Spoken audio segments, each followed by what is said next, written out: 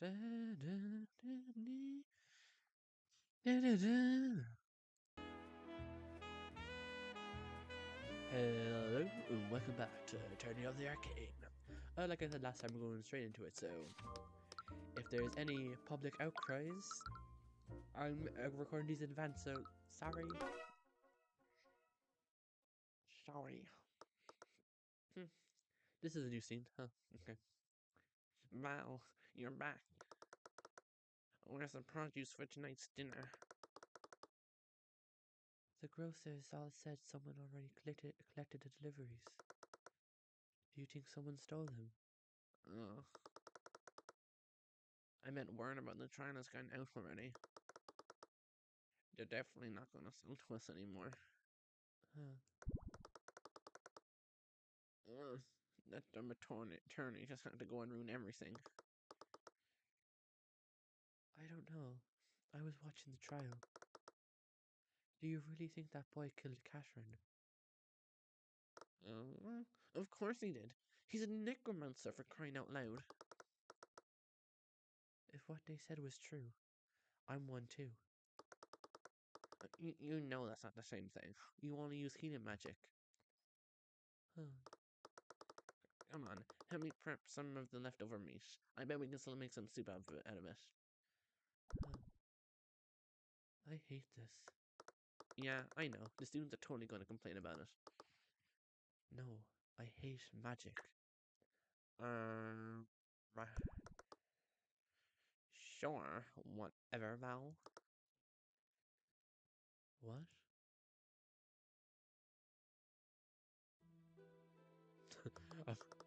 Why did it end so abruptly? I thought they were going to get into like a huge fight or something, but no. Valentino was like, I don't care about your problems. Goodbye. But then it just ended. Well, this isn't ominous music at all. Tyrion, what are we doing here? I'm not sure. For some reason, I felt drawn to this place. I was supposed to make my way back to the academy, but I suddenly found myself here. It was strange, but I couldn't even remember how we had arrived here. Wait, is that Eris? Celeste pointed farther into the cemetery. Eris was standing there in the front of a gravestone. She was placing flowers on it and appeared to be chanting a short prayer.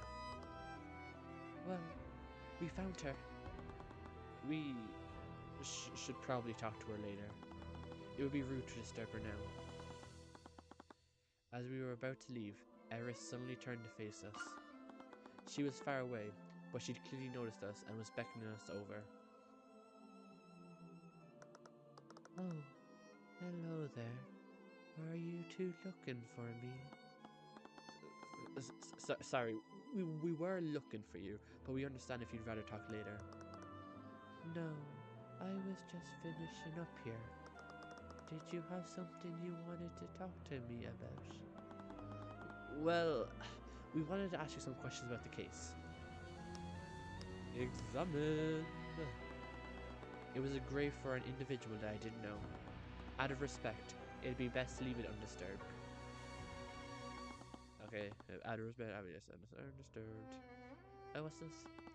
It was the grave that Eris was attending to earlier. The name on the stone said Emily Grant, and her lifetime appears to be awfully short. She must have been only 12 years old when she died. Anything else? Nothing spectacular about the trees or the ground? Nope. Any magic? Repario Arcanum! Nope. Bye. That's it. The trial. That was my first time watching a horse trial. You were truly remarkable. Thank you. Were you in the gallery? I've always enjoyed watching physical battles in the theatre. But I see now that battles of wit can be just as entertaining to watch. Entertaining? Yeah, I know what you mean. You see, the odds are stacked against him, but then he suddenly pulls out this crazy deduction that takes the whole trial back. I've never really thought of it like that. but I'm sure it's far more entertaining to be the one making the deductions. Oh, oops. I'm not really sure what you mean. I practice law so that I can help those persecuted by the justice system. I don't really do it to entertain myself. But is that really true? Don't you find the experience, even the least entertainment, Tyrion? I wouldn't really put it that way. You're far too modest. You save people from the clutches of death. To your clients, you might as well be a knight in shining armor. Illusion magic. Earlier, you said that you were studying illusion magic. I am. Did you want to ask me about the prosecution's theory? Yes, actually. How did you know?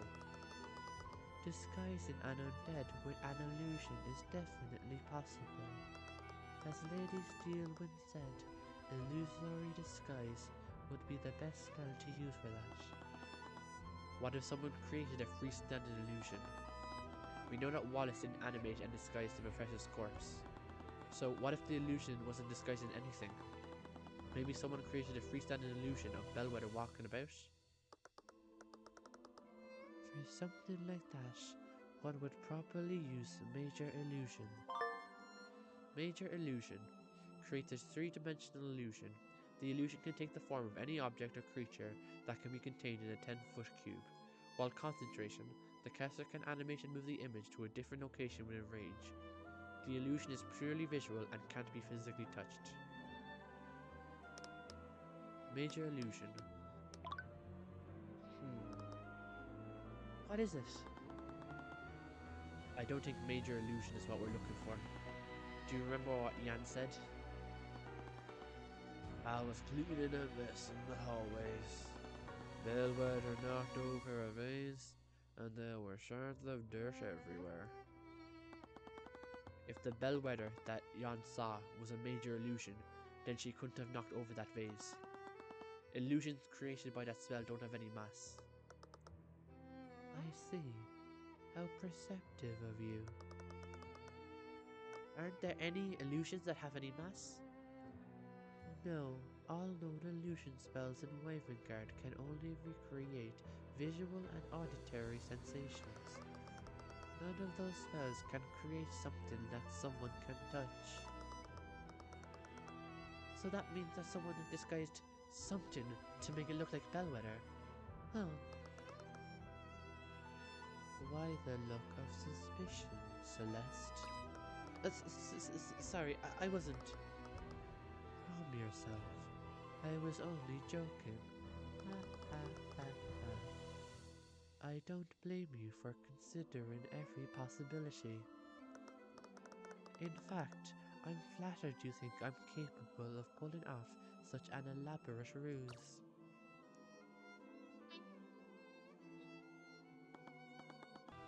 Anyways, this does tell us one important thing. What's that? The Bellwether that Jan saw had a physical mass to it. It wasn't a freestanding illusion, it was someone disguised as her. Jan's statement, 30 minutes before the Ionis twins found the body, Bellwether walked past Jan in the west wing hallway. He was in her path, so she shoved him out of the way. After that, she knocked over a vase and shattered it. Even though Jan didn't say anything, she yelled to him to be quiet.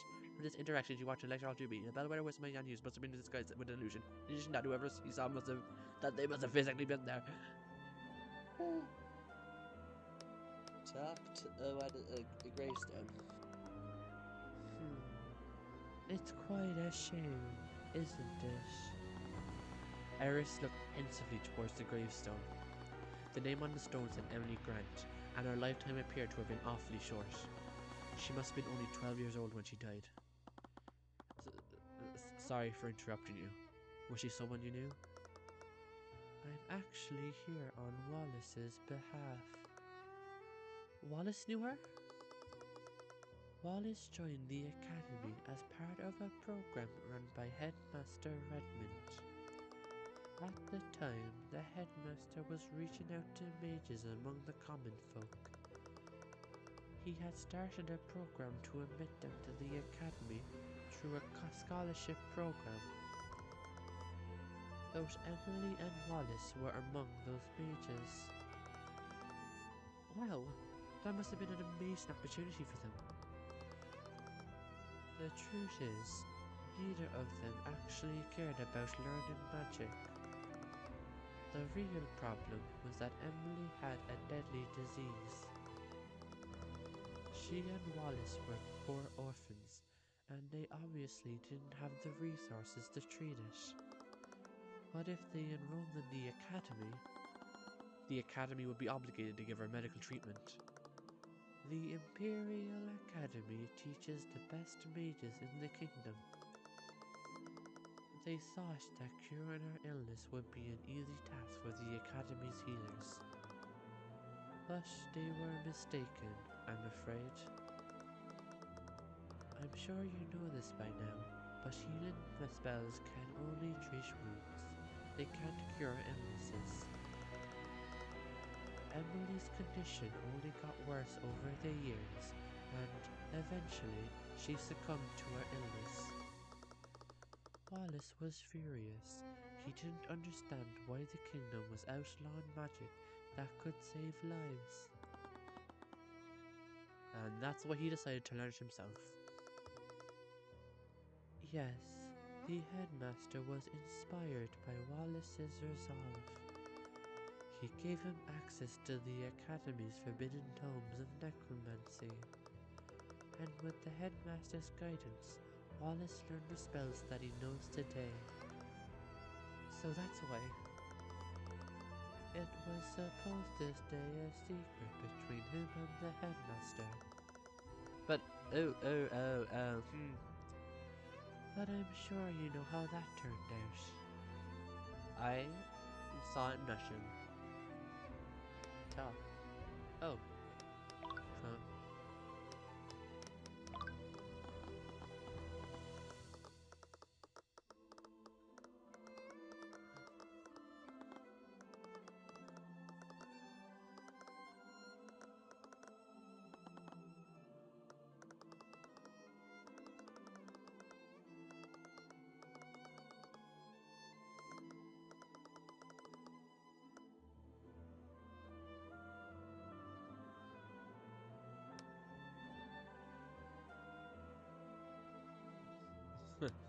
It's interesting that they programmed it to not. It's like, let me go to that again. No, it's fine. She didn't do the face the second time, huh? Originally, I was gonna cut it out because I wanted to see what she said, but it's interesting that they programmed it so that she didn't do the face the second time, huh? Let's move. Let's go to the fire. Well, let's start with Celeste. The investigation. There's still a lot we don't know. Yeah, we know that Wallace didn't kill her, but did the true killer really murder her in the library? Right, we need to go there to find out more. Next lead. Where should we go next? I'm asking you. Okay. The prosecution believes that Wallace killed Bellwether in the library. We didn't really investigate that room the first time around. We might be able to find some new leads there. Does Arya think that the murder happened in the library? I distinctly remember her saying she didn't know where the actual murder occurred in the last episode. But, I guess I was wrong. Hello, it's you, Mr. Cuthbert. Steelwind, what are you doing here? I once again came across Steelwind. Like yesterday, she was the only one in the room. Okay. I'm just thinking about the timeline again. Because, okay, so, let's see. One sec, where's the text log? So, yesterday. So, the first investigation happened yesterday. But in the trial, Arya said that the murder happened earlier today. And the judge said that the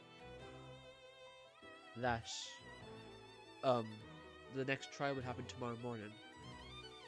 So for this timeline to work out in my head, this has to be the morning of the trial, but like only a couple hours before the trial. So like maybe when they just said, oh, it'll be tomorrow morning, it was more like, it will be 11:59 a.m. But was she seriously carrying out the investigation here alone here? Searching the classroom was one thing, but searching this entire library seemed a little ridiculous. After what happened at the trial yesterday, I decided it would be best to start my investigation here. Wallace was in the library for the entire morning. If she was insisting that he did it, this would probably be the best place. Actually, since I have you here, have you seen Eris Ilmater anywhere? It's my understanding that you're both acquainted with each other. Eris? What do you want with her?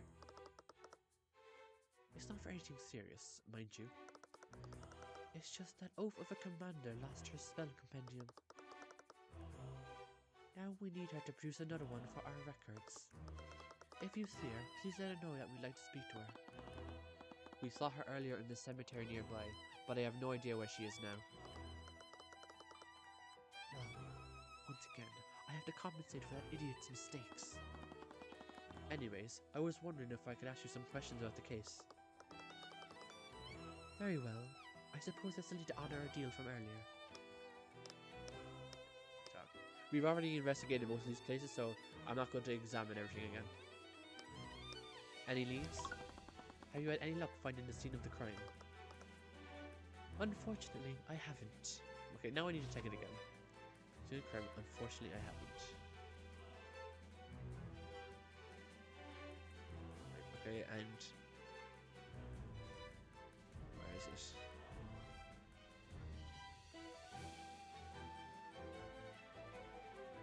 Let's go. The prosecution believes that Wallace killed Bellwether in the library. Have you had any luck finding the scene of the crime? Unfortunately, I haven't. Okay, so I'm not going crazy. It's just like a little error. But I don't really care though. Unfortunately, I haven't. From the witnesses' testimonies, we have a rough idea of the route Bellwether took, but none of the routes we've checked have any sign of a struggle. Why are you so sure a struggle happened? I'm mainly basing that off of the Iana sisters' testimonies. Valerie, in particular, noticed that the bleeding came from a wound in her chest. Regrettably, the body's wounds were mended, so we can't determine what kind of weapon the murderer used. The other witness. During the trial, you mentioned that another witness saw Bellwether walking around yesterday. And oh god, I have to come up with a voice there. I am Miriam Frega. Okay, yeah. 5-second craft voice, that works. During the trial, you mentioned that another witness saw Bellwether walking around yesterday. Who is this person, and why haven't they been called to testify? I'm sorry, but I can't tell you that. Steelwind's posture tightened. Something was making her uneasy.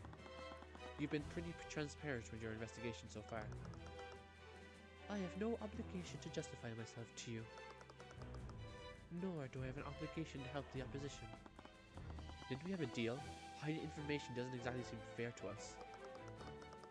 I believe I have given you plenty of information already. So regardless of what I said before, the answer is still no. My family is dangerous. The Eye of Horus caught a strange thought from her. Our family is dangerous. What did she mean by that? Is there something about this witness's family that you're worried about? No, this could be a feint. I'm sorry, but you'll have to try harder than that if you want to bluff me. Why would she go to such lengths to hide one witness's identity? She was perfectly fine with revealing an element of the investigation yesterday. Maybe I needed to try looking somewhere else. Well, anything else? Let's present. Let's see.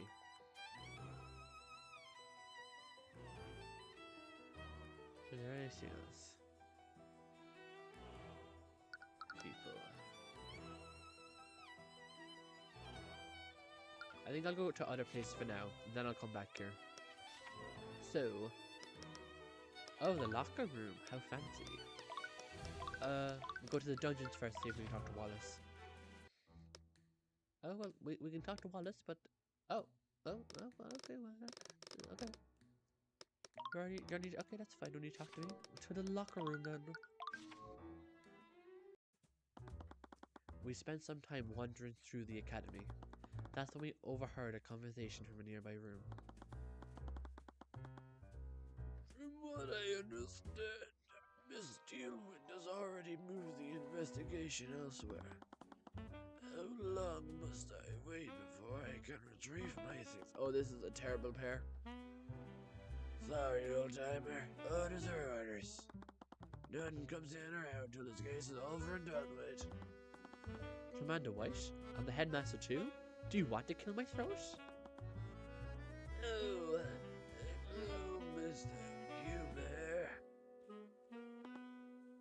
Hey, kid. In any case, there are other matters I must attend to. Please inform me when I can reclaim my things. Sure thing. The headmaster Redmond doing God's work, saving me. It looked like Commander White was standing guard in front of this locker room, but it didn't look like he's conducting any sort of investigation. Was he here on Steelwind's orders? He might be able to tell us who the secret witness was. The headmaster. What was the headmaster talking to you about? Yes, he has some items out in one of the faculty lockers. Problem is, Steelwind said no one gets in or out of this room. Except for her and you two, I guess. She won't even let the other knights in here. Really? Is that normal? No, but things are rarely normal when she's calling the shots. Just go with it. Why would she give me access to the crime scene if she wasn't even in the Knights Inn? Steelwind's orders. With the exception of me and Celeste McCoy, Prosecutor Steelwind isn't allowing anyone inside key areas of the Academy. She isn't even allowing the Knights of the Inquisition within these areas. She appears to be conducting the investigation single-handedly. Don't know what the deal is, but she's been acting strange lately. She's been really paranoid, that girl.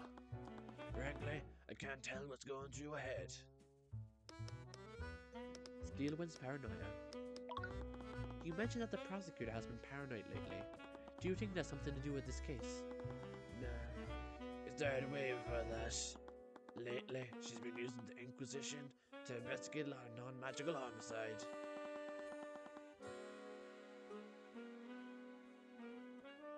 What? Wouldn't it be easier to work with the relevant law enforcement for that? Don't know why, but she's been convinced that these cases have magic involved. But every time we scan one of those crime scenes, nothing turns up. I gotta say though, if it weren't for the scans, I might actually agree with her. Why do you say that? Those homicides, I have never seen anything like them. They're probably some of the most screwed up cases I've ever handled, and I've seen some things. For one of those cases, we had ourselves a disgruntled spouse. She found out that her man was going around town with a barkeep, if you catch my meaning. Wait, what do you mean? They were making peace with two backs. What? He was two-timing her. I don't know this. Tyrion, what do you think they were doing? Oh my god, he was a married man having sex with another woman, Tyrion. Oh. Okay. Anyways, you know what this mouse does? She stalks the poor woman. She starts leaving threatening notes all around where she worked. The barkeep told the city watch all about what was happening. But no matter how much they say down the tavern, they could never catch her. Then one day, the barkeep arrived home. Little did she know, the spouse was waiting there for her. The poor lady never had a chance. Then, to tie the whole thing together, the spouse waited for her husband to get home. She cooks him a big meat pie using the barkeep's remain. Okay, that's. Nothing to say about that. Okay, love. Possible explanation. Oh. I wonder what the possible explanation for cooking someone alive. Wow, that story is pretty. I know. Steelwind thinks someone's developed a new type of magic that can control people's minds. And these homicides were some kind of sick test run. Magic that can affect people's minds. Wouldn't Mage Blight make more sense? Mage Blight. When a mage overuses their magic, it can have pretty bad consequences on their mind. They temporarily lose grip of reality and begin seeing things that aren't there. When a mage becomes like that, it almost never ends well. They basically become psychotic. They enter a frenzy and begin firing spells randomly, which only makes it worse. I've seen my fair share of mage blight cases, and this was not like that. Not all of the perps were mages, and the ones that were didn't even use their spells.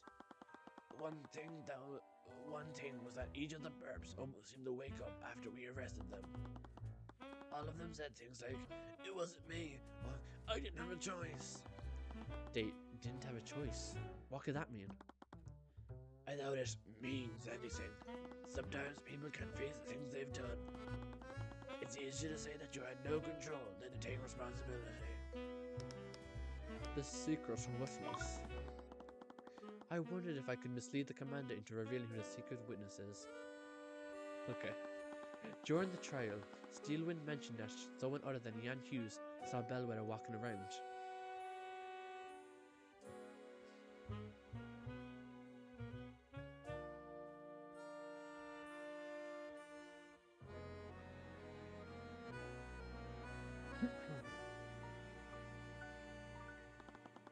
Have you seen them around lately? We wanted to speak with them. Nice try, kid. Well, it was worth a shot. Honestly, I couldn't tell you if I wanted to. I don't think anyone other than Steelwind knows who this witness is. I sure as hell don't. What? She was even hiding it from the Inquisition commander? Why was she being so secretive? It seemed like the commander didn't know who the secret witness was either. Ugh, this isn't getting us anywhere. Steelwind's behavior is strange though. Perhaps we could try analyzing her behavior. If I did that, I might be able to figure out why she's been acting so strangely. Let's take a moment to work through this. Steelwind's behavior has been strange this time around. She's hiding elements of the case, even from the commander. Anyone can tell that she doesn't have much faith in him. I'm standing right here. But this is the first time I've seen a high key details of a case from him. What is motivating Steelwind to keep secrets? There has to be a reason why she's being so secretive. Friggin' logic, Paranoia. What if? So it's going to be paranoia because obviously I know the secret witness is going to be Miriam Frege, and she's paranoid because the secret witness is part of is a member of the Four Pillar families. Actions must be driven by paranoia. She's been hoarding information about the case after all. There's only one reason why she wouldn't utilize the Inquisition like the way she usually does. It's because she doesn't trust them, obviously. I hate to say it, but that doesn't really surprise me. She's always been standoffish with us. But there is one exception. Who has Steelwind trusted for this case? There are individuals whom she's trusted more than the Inquisition during this case. What if... Oh my god. She trusts us. Oh my god. Aria, you she said us investigate the crime scenes without any restrictions. Yeah, I didn't notice that until now. She really trusts us that much? I don't think personal trust is the reason. Why doesn't Steelwind trust us this time? We don't usually interact with her, and she's worked with the Inquisition on plenty of cases that we weren't even involved in. Let's see. Maybe. Steelwind is Is it? I guess it's Tyrion isn't controlled What if? by the nobility. I think that seems like a pretty good guess to me. Yeah. Steelwind doesn't know much about us, but she does know that we aren't prone to noble corruption. Right. You did just indict a noble last week. Meanwhile, the Inquisition usually bends to the nobility's whims. Can't argue with you there. What can I infer about the secret witness? Using my intuition, I could tell that she's worried about the witness's family. And if she's worried about corruption from the nobility, that can only mean one thing. What The if? secret witness is a noble. The witness is a noble. The witness has to belong to a noble family. That's why she's so wary of interference. But we're obviously not going to do anything corrupt. Why is she hiding the witness's identity from us? I remember that thought I saw through the eye. Obviously I know that some people might play the game differently, and maybe some people play it in different segments, but like, I feel like it's been like 10 minutes, at most 15, since this. I don't think we need a flashback for this. And in the other 2 episodes I've mentioned this, it's even been more egregious, but I'll stop mentioning it. It's just, I think it's very peculiar. It's like, if you've seen this game, and if you're watching me play this game, you probably played the Ace Attorney series. So spoilers for Investigations 1. So like, close your ears for 5 seconds, but Investigations 1 has a lot of meaningless flashbacks from when I remember playing it. I felt it's similar to how I feel here about these flashbacks, and I don't remember them being this frequent in the original game. But yeah, it's just odd to me. So regardless of what I said before, the answer is still no. She's worried about our safety. Yeah, I guess the rest of the noble could put you in danger, but I'm the protege of the infamous Ruby Tamora. Yeah, it's not as if we weren't already on the nobility's bad side. I'm sure House Pierce has it out for us.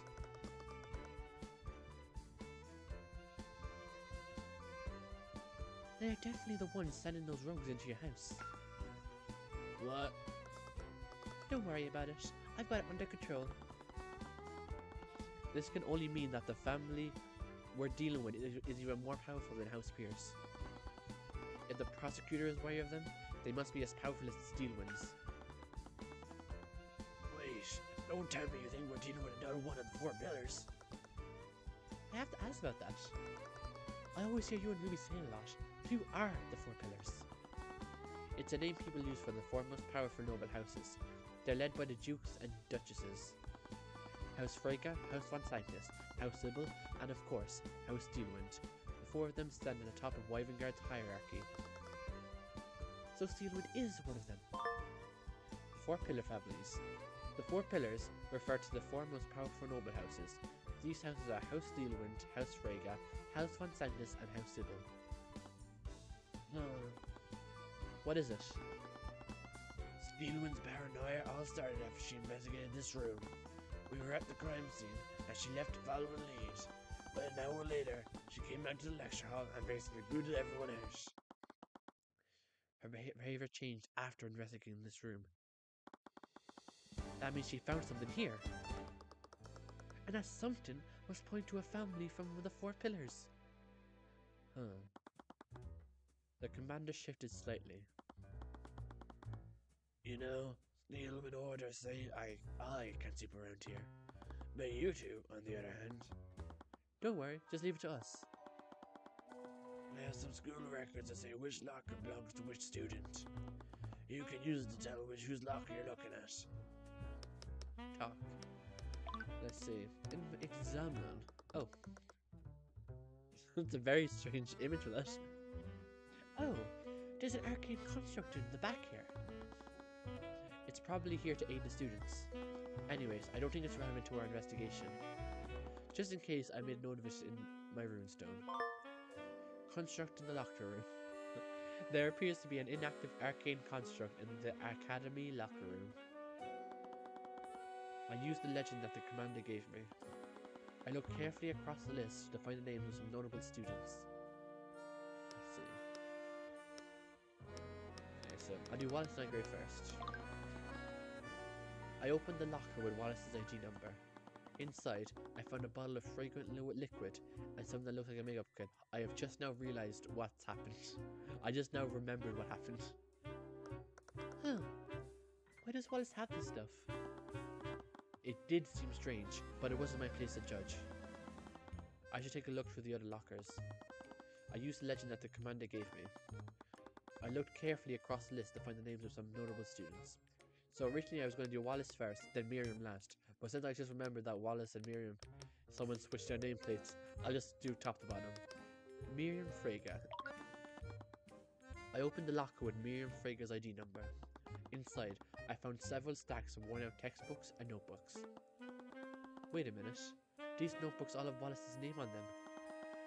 I opened the notebook and quickly scanned through its pages. It appeared to be notes on the art of necromancy. These are Wallace's notebooks. But why are they in Miriam Frege's locker? Did she steal his things? What was going on here? I began taking all the textbooks and notebooks, one after another.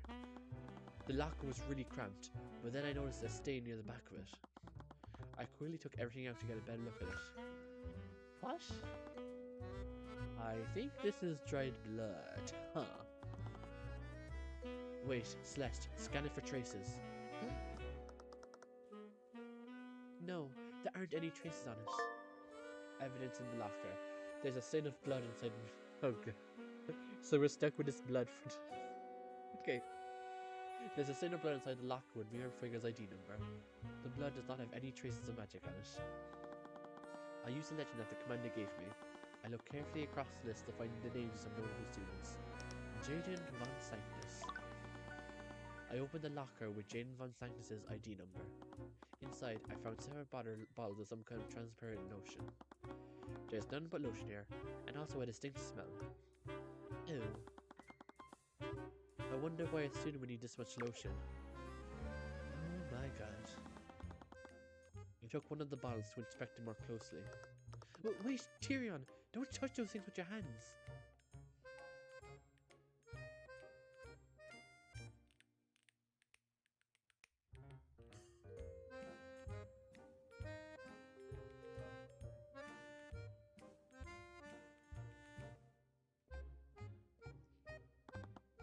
From the label, it appears to be some kind of sanitizing liquid.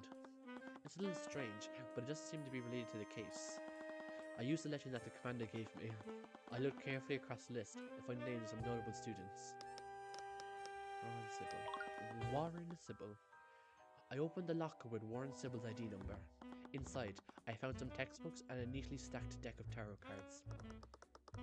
Oh, it's like those cards that fortune tellers use. I wonder if this student studies divination magic. But anyways, I don't think this is related to the case. I used the legend that the commander gave me. I looked carefully across the list to find the names of some notable students. Back. We found a few things, but I can't really make sense of any of it. We should look at this from the prosecutor's perspective. Steelwind found something in one of the lockers. Whose locker had the most suspicious evidence? And whenever that was, it made her extremely paranoid. Such as Miriam. We found some insanely suspicious things in Frege's locker. It had Wallace's notebook and even some blood. But that blood is thoroughly strange. It implies that something bloody was stored in there. It could only be the murder weapon. Do you think someone stole it? No, actually. I think it was Steelwind who took it. Oh, right. Orin mentioned that she investigated this room. She must have taken the murder weapon as evidence. But with that said, there's something else that's strange about Miriam Frege's locker. It had a lot of Wallace's possessions. It's possible that she really did steal these items from him, but it's more like that this locker isn't actually hers. Remember what Wallace told us before? Sometimes the other students would steal my ID number off my locker and switch it with another student. They thought it was funny when a student got angry with me. So, someone switched nameplates. That means this isn't Miriam Frigga's locker, it's Wallace's. But that would mean the bloody object came from Wallace's locker. It appears so. Huh. Not good. There's a stain of blood inside the locker with Miriam Frigga's ID number. The blood does not have any traces of magic on it. This locker actually belongs to Wallace Nightgrave. Someone must have switched the ID numbers with Miriam's locker. But if that's true, why didn't Steelwind present the bloody item during the trial? I proved that Bellwether was wounded before Valerie healed her. Wouldn't that have been the perfect time to present what she found? It was a bloody item found in the defendant's locker after all. Right, that is weird. There was something more to this that I wasn't seeing. But what? You think we'll just have to ask Steelwind ourselves? To the library. We should have enough information now. Let's have a talk with the prosecutor.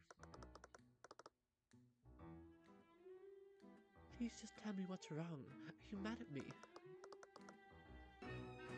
I'm not mad, okay? Can we just get back to work? Twins' voices rang out from the kitchen. They sounded like they were in an argument. Do you think they're okay?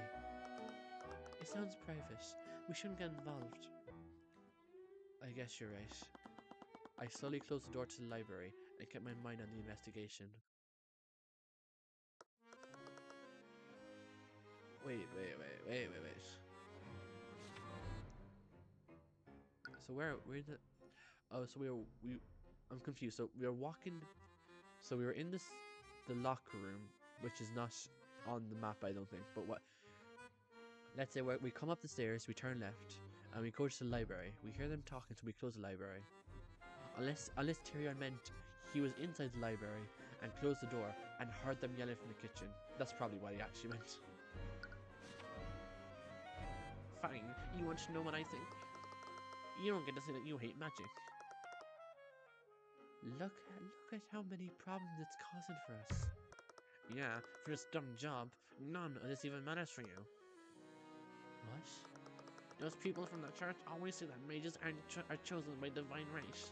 And they're right. You don't get to complain about being better than me, Val. I'm not better than you. Yes, you are, and I'm so sick of pretending you're not. You were helping Jan while I was jealous of how easily I thought his job was. You outed yourself as a mage, trying to save Catherine's bloody Bellwether. Nina, that's not... I hate how much I'm holding you back. I know you. I know how hard you've been working in the library. You're destined for great things. Tina, I haven't learned anything.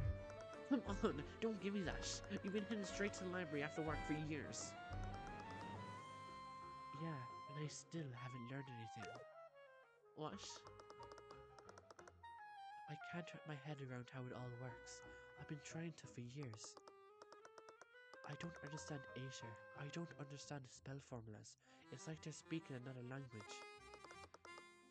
I can do magic, but I'm nothing like the students here. But you don't heal in magic. It's the most basic spell. Children in the theurgy program learn that in their first class. It took me years to even figure that out. Why didn't you ever tell me about this? Because magic is the only thing I have. You're better than me at everything. What? I'm not... I'm always making mistakes and forcing you to clean up after me. We only have this job because you begged the headmaster to hire me with you. You're amazing. The students here are spoiled aristocrats and they love your food. I can't even fry an egg right. You're not the one holding us back. Hey, do you really think my cooking is that good? I don't think I could live without eating your food every day. Remember when I was just learning to cook at the orphanage? We were just a pair of dumb kids, but you were always there with me every step of the way. You were always there for me. I would have never gotten this good if you weren't always with me. Tina. I'm sorry I never told you this sooner. I could never do this without you. Neither could I. Oh, well, that's a nice sprite. I'm sorry for being so stupid before. It's okay. I was also being. We should get started on that soup. Right. Can you grab all this leftover meat from this freezer? I wonder why they chose to like split that up from the start of the episode and the middle. I enjoy the scene though. It's nice with the characters. I don't think I'm pretty confident that wasn't in the original, so it's nice to have more like backstory, I guess, for them. Well, not really backstory, but just more development. Because in the original game, after the trial, the Ionistarans were kind of just irrelevant. They came up at the very end, and they might be in case 4, but they don't really have that big of a role after their day in court. But anyways, oh, you're back? We've uncovered a few things during our investigation. Steelwind. Are you acquainted with a student named Miriam Frege? She sniffed slightly. It was subtle, but I could see her discomfort. I underestimated him. I said it before, Mr. Cuthbert. I won't fall for such an obvious bluff. It's not a bluff, Steelwind, and I'll prove it using the evidence we've gathered. Can we talk about this stuff now? Not yet. Let's see. Steelwind's orders. Why are you giving us access to the crime scene, but not the Inquisition? They work under you, don't they? I simply trust you two. Are you trying to imply that I shouldn't? Huh. Oh, okay, well, that was so much of that so good. I thought that would have been like at least three pieces to present, but that makes it easier. Steelwind was paranoid, and for whatever reason, it was due to the involvement of Miriam Frege. If I could convince her to reveal why she's being so secretive, she might give me more information. Yes. Argument. Steelwind suspects that Miriam Frege is involved in this crime somehow. Miriam belongs to a pillar family, and casting suspicion on her could cause them to intervene. The prosecutor wants to avoid that outcome at all cost. That fear can be used against her. You've been behaving strangely, Steelwind. Even the Knights of the Inquisition have noticed. Just tell me the truth. Why are you being so paranoid? I'm not sure what you're trying to imply, Mr. Cuthbert. Nothing about my behavior has changed. I've prosecuted the defender the same way I've always had. Let's see. Steelwind's orders. I mean, it's just that, right? Yeah. You ordered the Knights to stay away from the crime scene, and you've even taken it upon yourself to conduct the investigation yourself. I am not stammering at all. That is not no behavior for a prosecutor. I took those actions because the Inquisition is incompetent. How could I possibly trust them with anything? The Knights are incompetent, but even you see the value of delegation.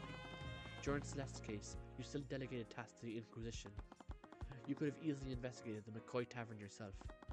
This academy is huge. You wouldn't conduct your investigation this way unless you had a good reason.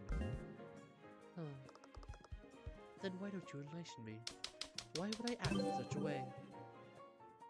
What would cause me to behave so strangely? Present.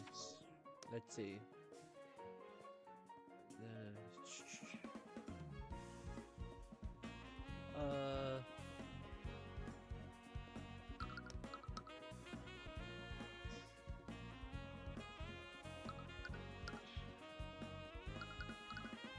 Let's see. Why would I react in such a... Oh, it's the blood in the locker. Never mind, it's not the blood in the locker. Retract. This is the reason why you've been acting so strangely, Steelwind. What kind of weak-willed person do you believe me to be? Something like that would hardly cause me to have a change in behavior. So what I thought it was that the blood in the locker, well, the evidence in the locker would point towards Miriam, and Miriam's involvement in the crime has scared her, but obviously that's not it. So what is it? Oh, actually it's the 4 pillar families? Okay, fair enough. You know that the Inquisition is corrupt and will bend to the nobility. So, what would happen if a powerful mage were purposely involved in this case? With that noble's influence, they'd probably order the Inquisition to conceal their involvement. A high-profile noble is involved in this case, Steelwind, and I believe that noble is Miriam Frege. I get with this. Do you think you can bluff me by throwing out the names of random nobles? Not every noble is a malevolent criminal like Garrick Pierce. I've said it before, and I'll say it again. My investigation doesn't involve the Fregas. Nothing about this case has anything to do with House Frega. Now this should be the evidence in the locker. Yeah. Then how do you explain this, Steelwind? The commander told us that you were following a lead in the locker room yesterday. We investigated the lockers of students from the 4 pillar families, and we found stains of blood in a locker room with Miriam Frega's ID number, and it was presumably left by a bloody object. The bloody object must have been taken by someone, and you became extremely paranoid after you found something in the locker room. If I had to guess, I'd say that you took the bloody object as evidence. And what evidence do you have to support these outrageous claims? What? The only thing you have against me, the only thing you have is evidence of a bloodstain. There is a myriad of explanations for that. Some people might say there is a myriad of explanations for that. Everything else you mentioned is pure speculation. You can't prove that piece of evidence exists. I could have found any number of things in that room, or possibly nothing at all. Yeah, I think we should try her because she's... yeah. You found an object in the locker room with Miriam Frega's nameplate on it. If you don't present what you found to the court, I'll have no choice but to pull the owner of that locker onto the stand. That's ridiculous. We both know that locker in question belongs to Wallace Nightgrave. Can you unequivocally prove that, Steelwind? A word I can definitely pronounce. Because the way I see it, there's a lot of room for doubt there. Enough doubt for me to put Lady Frega onto the witness stand. But if I had more context, maybe I wouldn't have to resort to that. Her brow furrowed for a bit. She was searching for a counter-argument, but she just exhaled in resignation. I'd finally gotten her. Argument 1. Well played, Mr. Cuthbert. I suppose I don't have a choice, do I? Talk. The truth. Just so we're clear, I wasn't acting to protect the nobility, but I'll admit that Miriam Frega was the other witness that saw Bellwether that day. I see. I had some suspicions, but there's also another matter. Steelwind tensed once again. She was still hesitant. When I was investigating the body, I found this. Evidence of academic dishonesty. A tightly packed folder containing several documents. The documents contain evidence detailing multiple instances of plagiarism, fraud, bribery of school officials, and various other offences committed by Miriam Frega. What the? It looks like Miriam's been cheating. But why would Bellwether have something like this? From the way it's arranged in the folder, I think it might have been blackmail. Miriam Frega is considered a prodigy in the practice of conjuration magic. She's won a litany of awards, as she will most definitely graduate with honours. If these files were to reach the public, it would absolutely ruin her reputation. Do you think that the professor was trying to threaten her? It appears so. When I discovered this, several elements of the case were still unknown. That's when I found this in Wallace Nightgrave's locker. Bloody rapier. A rapier coated in blood. It was found in Wallace Nightgrave's locker. Apparently, it's a valuable family heirloom to House Frega. It was reported stolen by Miriam Frega weeks before the murder. It's very likely that this was the murder weapon. This rapier is a valuable family heirloom for House Frega. And a few weeks ago, Miriam reported that the rapier was stolen from her room. But why was it found in Wallace's locker? Not as I'm complaining, but why didn't you present this in court? To be honest, I'd like to avoid involving House Frega by any means necessary. I knew it! You're just protecting her, aren't you? Miss McCoy, do you recall how Wyvernguard's system works? To acquit a defendant, you need to unequivocally prove that they didn't commit the crime. To do that, they either need a solid alibi, or we need to prove that someone else committed the crime. What do you suppose will happen if you bring Miriam Frega onto the stand? House Frega won't allow one of its members to be indicted in a court of law. They'll plant and forge evidence to implicate your defendant, and they'll use the Inquisition to do so. Even I won't be able to stop them. should it come to that. So that's why you've been keeping them away from the investigation. Can't you do anything? I thought the Steelwinds were powerful too. I don't have the support of my house. Right now, I'm just a prosecutor, nothing more. Steelwind, you know that this isn't fair for us. Just do nothing and let us win. Celeste, honestly, that's kind of like, it's not the worst idea. Tell the prosecutor to not try. Why not, right? If we can't go after Miriam, then you can at least help us save Wallace. I am not going to do that. Why? What if Miriam Frege is the real killer? Her sword is the murder weapon, and Bellwether was trying to blackmail her. I seem to recall another case where an innocent person's sword was used to frame them. That's... As a prosecutor, it is not my place to decide who's guilty and who's not. I won't engage in corruption, even if it's to counter corruption from another noble house. I am sorry. Do you know where Miriam is right now? Did you not hear what I just said? You can't let her think that there's even the slightest possibility you'll indict her. She'll bring the entire wrath of House Frege down on you. I won't be able to protect you if that happens. I don't need your protection, and I can't do anything for Wallace unless I know everything that happened. Frege has the last piece I need to put everything together. Thanks, Arya. Well, I suppose I don't have much of a choice, do I? Her dormitory is room 107. I imagine that she'll be there, considering that classes are suspended. Thank you, Steelwind. If I don't tell you, I'm sure you'll probably just find out using some other means. But please, Mr. Cuthbert, exercise caution. Dormitory? Miriam! I followed Steelwind's directions and found Miriam Frege's dorm room. The door leading inside seemed a lot more ornately decorated than the other rooms. I went to knock on the door, not realizing that it was only partially closed. As my fist came into contact with the wood, I accidentally pushed it open. As the door swung open, I made eye contact with the girl inside. She seemed to be studying on a desk, but she was now staring at me, stunned. I slowly saw her expression shift from a puzzled look to a furious and violent scowl. Excuse me, how dare you barge into my room?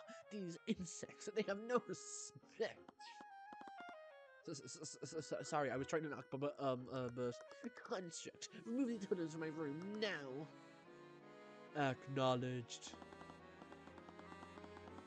From the corner of the room, an arcane construct stood up and began charging towards me at a terrifying speed. Before I even knew what was happening, it raised its fist to strike me. Flustered, I fell back and raised my arms to shield myself. I closed my eyes, bracing for the impending impact, but instead, I heard the clang of steel striking stone. Confused, I opened my eyes to see Celeste standing between the construct and me. Her sword was drawn, and it locked with the construct's fist. Despite the construct imposing size and strength, Celeste was slowly pushing it back. Upon taking a closer look at Celeste, the girl narrowed her eyes. Construct, stand down. Acknowledged.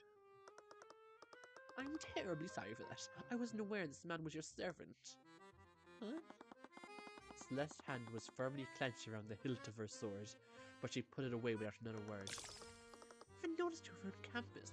Are you a new student? If the Academy allowed her to bring her a retainer, she must be important.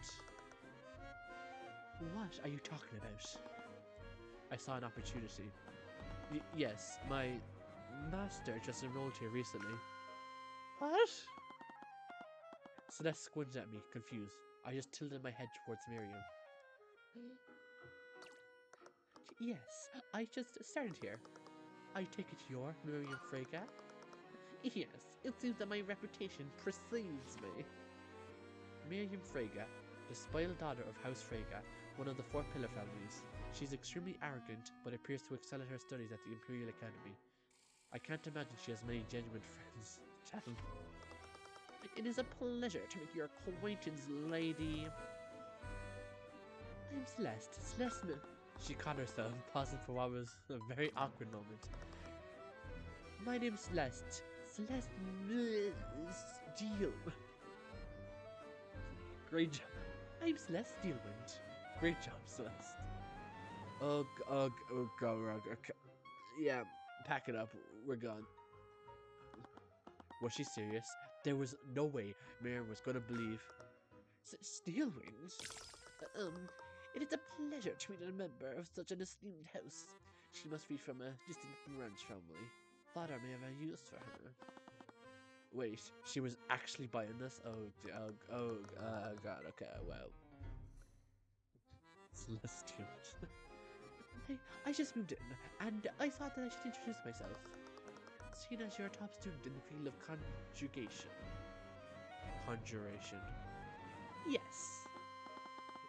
Well, there was no backing out now. Let's examine before we get kicked out in like 10 seconds. It was an extravagant bed. Miriam appeared to live pretty well here. It was a table for guests, but it didn't look like it'd seen much use until now. Let's see if there's any magic. Arcanum. Nope. Talk. Questions. Miss Frege, I was wondering if we could ask you some questions about... Excuse me. I don't believe anyone has permitted you to speak yet. Here we've... okay. Celeste was still smiling, but I could faintly hear her grinding her teeth together. So, we have heard about what happened to Professor Bellwether. I can't believe it. Yes, it is quite tragic what has happened to her. She had always been a friend of House Frege. She was obviously going to be more receptive to Celeste Steelwind. Celeste Steelwind. It might be better to let Celeste take the lead on the questioning. The murder. We heard that you saw her on the day of the murder. Could you tell us more about what happened? You heard about that from your relative, did you? If you don't mind me asking, why are you so interested? You sound like Aria. I'm sure. Oh, you know, I'm just curious is all. You know how uneventful life can be sometimes. Being a noble and all. Alright, she really, like, tone it down. You're doing too much, tone it down. So, is that all? I was worried you were going to the same path as that poor, confused Aria. Well, I'm in the middle of a study break anyway. I suppose you have some time to spill some tea. I'll spill the tea, sis. Speaking of construct, please prepare some tea. Use that Lotus tea we imported from the Eastern Kingdoms. She might be useful. I should win her favor. Acknowledged. Lotus tea? You have Lotus juice? I could feel myself slowly losing control of the situation. What did you see? I heard that you were one of the last people who saw the professor. Where did this happen? I was in the hallways when I saw her coming out of the headmaster's office. She appeared to be heading towards the library. Do you remember what time this happened? I'm not really sure, honestly. It's a little embarrassing, but I have a bad habit of getting too absorbed in my work. Sometimes entire hours will pass without my notice. Do you have a rough idea, at least? I believe it was in the morning. So it was before her meeting with the headmaster? Did anything seem off about her? No, it was a short encounter. I merely greeted her, and she responded in kind. Or at least, that's what shouldn't have happened. That taught us now. What does it mean? I slowly glanced at Celeste and caught her attention. Using small motions, I shook my head. Miriam was holding something back. Were you and the professor really on good terms? I heard she was pretty mean towards other students. Towards the riffraff, maybe, but not the students like us.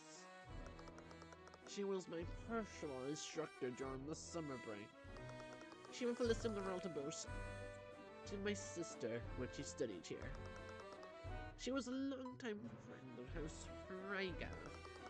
That is why we were planning on appointing her as the new headmaster. Wait, what did you just... Replacing the headmaster. Did you just say that they were going to appoint Bellwether as the new headmaster? Oh, I'm surprised you didn't know. House Frigga holds several seats on the Academy's board, along with the Grand General. We were making plans to have her replace that lout Redmond. They were going to sack the headmaster? Did Headmaster Redmond know about this? Oh, of course not. This was a part of a large-scale plan. Along with Redmond, we were going to replace all of the staff members with arcane constructs. We had to keep everything on the wraps, or else the help would have left before we were ready. And where would that leave us? But Jan supposedly overheard Bellwether talking about the constructs. Did Bellwether prematurely reveal the plan of Theodore? Or was Jan lying about how we found out? But alas, with Bellwether gone, we'll have to delay our plans. Bellwether's plan. House Frigga was planning to fire Headmaster Theodore Redmond and replace him with Cashman Bellwether. They were also planning to fire all of the Academy staff and replace them with arcane constructs. This was supposed to be kept a secret, but according to Jan, Bellwether revealed this plan to the headmaster during a meeting a few weeks ago. Frigga's rapier. So, we heard that Arya took your rapier as evidence for the case. Can you believe her? She still won't give it back to me. My father will have my head if I can't get it back soon. How did it even become part of the investigation anyways? I don't know. Arya won't tell me anything. I swear, if that necromancer was the one who saw it, I'll execute him myself.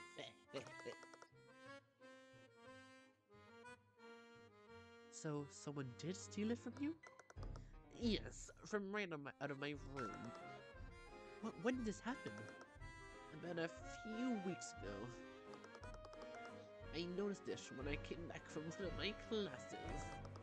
Someone removed the rapier from its display case in my room. How did they get into your room in the first place? Do you think someone used magic to teleport past the door? Please, I'm a master of conjuration magic. If someone attempted that, my enchantment would have shut them out. That meant that the thief came through one of the doors or windows. I bet it was that necromancer.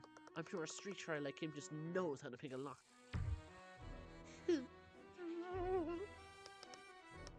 Your grades. I've heard that you're one of the Academy's top students. Your grades must be amazing.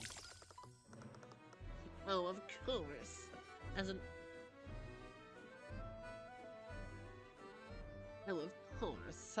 inheritor of House Frigga, my grades are impeccable.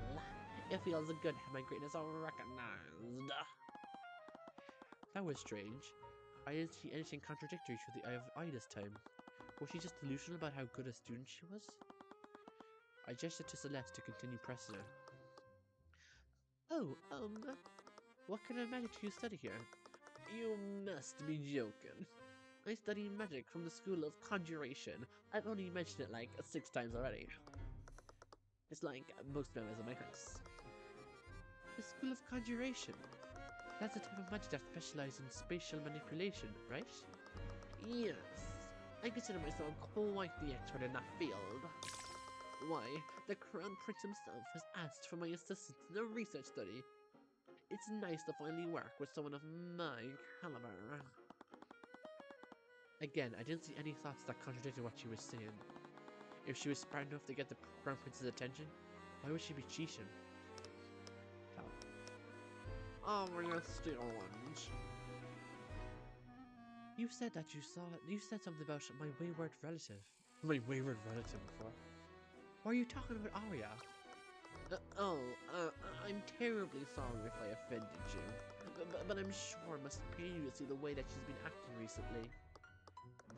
Yes, it's been extremely hard. Hang in there, Celeste.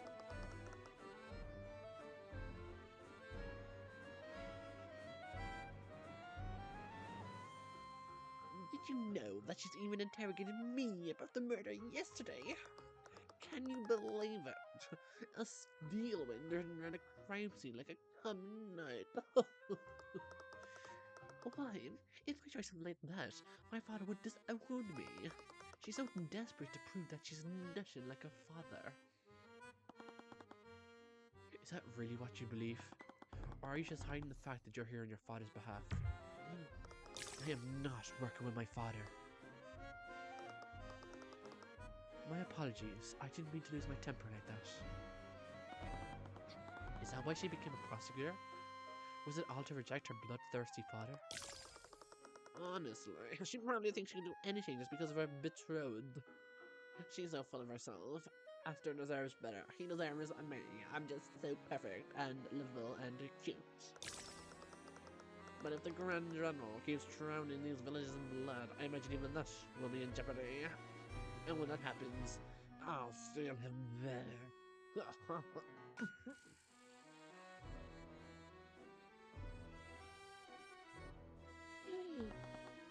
Celeste's eyes perked up. I'd be lying if I said mine didn't too. I was also curious about who this Aster was, but I shook my head when she looked at me. We couldn't risk blowing our cover for some gossip about the prosecutor. How many is that? God, arcane construct. You have an arcane construct in your room. I thought they were only in the library and the locker room. This construct was a gift from House Van Sanctus. I have to say, they are quite convenient to have around. They look really cool. Maybe I should get one. You should. Construct would be far more useful than this attendant of yours. Yeah, maybe. Unfortunately, there are still some issues with their intelligence. I kind of don't forget what I'm saying. Their intelligence. It happens when you give them complex commands. So, it might be easy to just show you. Miriam turned to the construct and began beckoning it over. Construct, please retrieve my textbooks and bring them here. Then, cast Steelwind strike at this location. After that, retrieve some plates and set them under this table.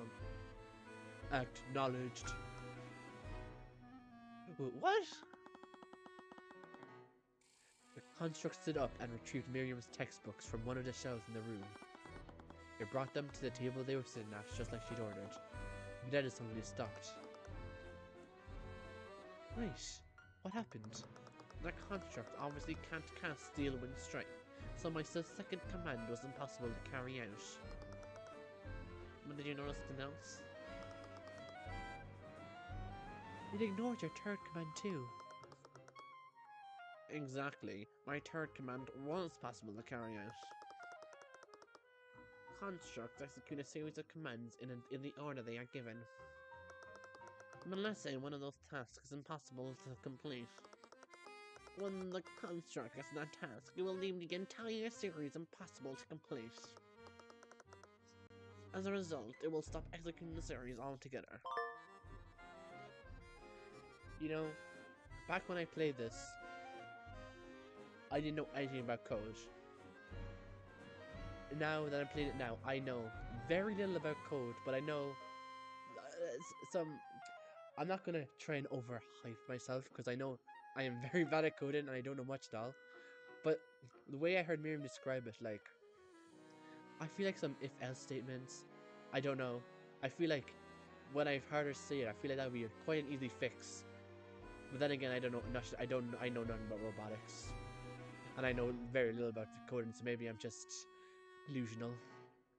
Constructs logic limitation. Arcane constructs process tasks in the order that they are given. If a construct is ordered to complete task A, B, and C, it will process each of those tasks individually. If task B is impossible, the construct won't realize this until it reaches task B. When it reaches task B, it will deem the entire series of commands as impossible and stop what it's doing, without even attempting to complete task C. Lady Steelwind, I'm afraid we must leave now if we want to make our next engagement. Oh, right. Let me go, servant. Oh, leaving already. It was a pleasure talking to you. Yeah, sure. See you around. I made my way back to the fire with Celeste. With all the time we'd spent, we only had a brief amount of time before night fell, but luckily, we'd found a lot during our investigation. Are you sure you didn't want to talk to her more? We were getting a lot out of her. We already got a lot of useful information out of her. The more time we spent with her, the more likely she is to see through our ruse and warn the prosecution. Right. So, why Steelwind? I don't know, I panicked. I don't remember any of the houses. You couldn't remember Sybil or Von Sanctus? Pierce would have had a lower profile. I'm not using that creature's name. Hopefully, Steelwind doesn't mind us borrowing her name. And we got her statement on what she saw today. There's also what she said about her rapier. I bet she was lying when she said it was stolen. She was probably trying to establish an alibi. I'm not so sure. Why do you say that? Doesn't it feel too obvious? If she was lying about the rapier being stolen, that would imply that she planned all of this in advance. But if she had to choose a murder weapon, why would she choose something that has literally her family's name on it? I don't understand if the murder weapon was a spur-of-the-moment decision, and somehow occurred in their dorm room. In a situation like that, she might just use something nearby. But if this was a premeditated murder committed by Miriam, that rapier would be the last weapon she would choose. Right, guess that makes sense. There's also the evidence of academic dishonesty. It doesn't match up with what we heard from Miriam. You mean all that stuff about work with the Crown Prince? She was probably just making things up to look good in front of me. I have an insight when it comes to things like this. Under certain circumstances, I can usually tell when someone is lying. I'd be able to see through a lie as grandiose as that. People could subconsciously shield themselves from the eye of Horus, even if they didn't know about it. But when they did that, I wouldn't be able to see through any of the thoughts from them. I thought that she was lying about her encounter with Bellwether. I would have seen dissident thoughts if she were lying about her grades too. Well, I guess your insight has never failed us before. But what does this mean? I don't know. Even with everything we found, I'm still not sure who the real culprit is. At the very least, I think we should still try to pull Miriam onto the stand. If she testifies in court, I might be able to find something I can use. But that was a big maybe. She was the daughter of the Duke of Finance. If I didn't play my cards right, that move could spook the judge enough to make him end the trial then and there. Wait, do we have time to kill? Do you want to head back to the library? You can continue your research. She was fidgeting with her hands. Her feet were already shuffling towards the library doors. You just want to read Dagger at Daggerfall, don't you? It's Debt at Daggerfall, and it's a great series. Every time I try to pick one of those books up, I figure out who the killer is within the first few chapters. Yeah, well, I'm a normal human being, okay? I'm not some murder-solving prodigy. Why don't you go read one of those race-bound books? Maybe you'll find the unpublished sequel there too. Celeste, that series has been finished for centuries. The nobility paid corn blue mail, there are no other stories about evil necromancers. Here's the soul of liches are magically impossible. Famous legend is not to you. Dimensionally true, the study of necromancy is a stone age. My god, does he have an annoying voice? What's wrong? I can't stop thinking about what Wallace said about Corn Bloomvale. Look, I get you really like that series, but they're just books, Tyrion. They're more than that to me. Those books inspire me to do what I'm doing now. Wait, the story about the magic light sword inspired you to become a defense attorney? A long time ago, I experienced firsthand how corrupt the Wyvern Guard was. I started assuming that the nobles would always win. But those books made me want to believe in a world where the good could triumph over evil against all odds. And if I never had that, I don't know if I'd be here today. I get that, but Wallace really cares a lot about necromancy too. We've been feeling the stigma against it for this entire case. Is it really so hard to believe that those books— Oh, no, stop! You said it yourself, it's one of the most popular books out there. Huh. Do you even know what kind of person Corin Bloomvale was? Not really. So we could have been paid off by the military to write those books. No, Someone who did that could never write something so beautiful. I'll grant you that it's likely he played into the harmful stereotypes about necromancers, but I'm sure it was just an unfortunate mistake. I'm sure there are historical records that will note his many good deeds and contributions to society. Maybe if I show Wallace that, he'll understand that it wasn't all that bad. Sure. I looked over to her. She was already shuffling towards the entrance of the library. Alright, let's just go. Woohoo! She barely acknowledged me. She flung open the doors to the library and ran inside. By the time I entered the library, she was already sitting at the table, her eyes glued to the unpublished manuscript. Alright, where to start? Here we go. Corin Bloombale's autobiography. 1 hour later. I'm not I don't. This was on the original game, so I don't know if this ends here or. Nope. That hour flew by. I still couldn't finish. Oh my god. How many books did you get? Oh. He was a Steelwind Celeste. What? He wasn't just paid by nobility. He was of the nobility. Was that in the historical records? No, it's all one giant conspiracy. I found his old submissions to writing competitions that he made under his original name. The prose used back then matches his style too closely. It's uncanny when you compare them. Some of these submissions even contain storylines that he later used and polished and race-bound. How did you even... His real name was Lorenzo Steelwind, born in the year 208. He deserted the army and was stoned by his family, but they paid him off, Celeste. They saw that the masses liked his narration. They corrupted him. They used art history as a weapon to burn the public against the necromancers, and he just went with it. They dangled his heritage in front of him like a cat on a stick. Tyrion, what in the actual hell? We've been here for an hour. I know, if I just had more time I could find enough evidence to prove this once and for all. I'm sure if I can take a few more hours to... What? Tyrion, no! What is this trial tomorrow morning? Good Lord, how could I forget? It's fine. Let's just... What does we want to hear about what I found? Okay. Whatever, let's just go home. Naught could remain concealed, Celeste. Sure, Tyrion, you did great. Good job. Naught could remain concealed. Okay, well... well, that was a great ending.